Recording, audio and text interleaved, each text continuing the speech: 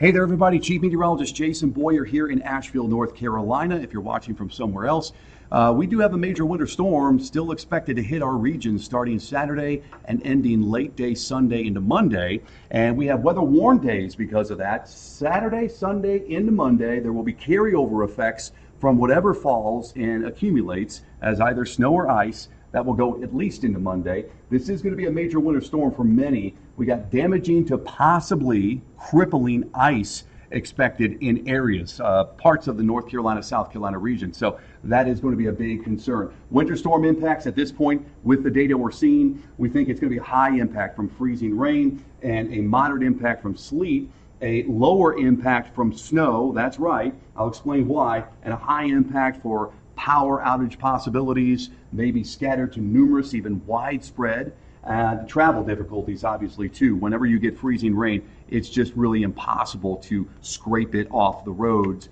once it starts to accumulate. All right, so let's take you through time. This is the Euro model. Notice how much pink is on this particular solution. This has certainly brought in warmer layers above to change the snow if it falls early on Saturday as snow. Look at that, quickly changing it over to pink, which is freezing rain or sleet, mostly freezing rain. And then on the tail end of the storm, it's even got some warmer air nudging in later in the day Sunday to change it over to rain, which would be a very good scenario because that would limit the amount of ice we can accumulate on branches, power lines, and roads, obviously. So that's what the Euro looks like. Again, a transition to warmer air nudging in from the south. This is more of a classic setup that we get with systems coming from the south and west. If we don't get enough cold air, we get those layered effects of warmer air above, and that can change things over to a wintry mix. This is the GFS model. It begins the precipitation earlier in the day on Saturday, so probably after morning, whereas the Euro is a little later in the day.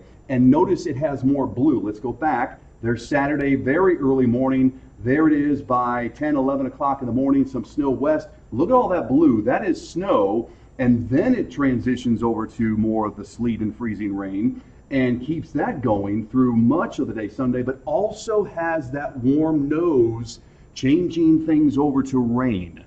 Okay, that's going to be later in the game according to the GFS. So that is more of the colder solution versus the European model. What does all this mean? Well, the Euro model lays down a lot of ice, okay? And the impacts, again, destructive to crippling when you start getting into these brighter reds and oranges. And you can see that includes a lot of us here in the Carolinas. We're talking I-85 to I-40, I-77, I-95 is even impacted by significant icing. I-40 over into Tennessee, I-75, large geographical area, obviously, expected to get some significant icing. It may even reach as far south as I-20. That's a question right now, but you might see some lighter icing down there into areas like Columbia, Augusta, and Atlanta. This is what the European model thinks will fall as snow.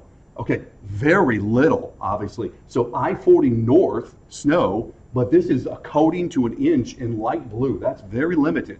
And then you get into the heavier amounts, maybe up in the northern part of the Appalachians and Blue Ridge, maybe the high country towards Boone, several inches of snow. The GFS is certainly snowier, as we said, and it's got some significant accumulation here, more than maybe 6 inches north of Asheville to maybe as much as a foot in the northern mountains, closer to Virginia and East Tennessee, and then much less as you go south of I-40. So the dividing line right now is most likely I-40 north, more snow, I-40 south, mostly sleet, freezing rain, okay? And then that transition at some point to getting to that rain in here. But nonetheless, you should prepare for significant impacts now.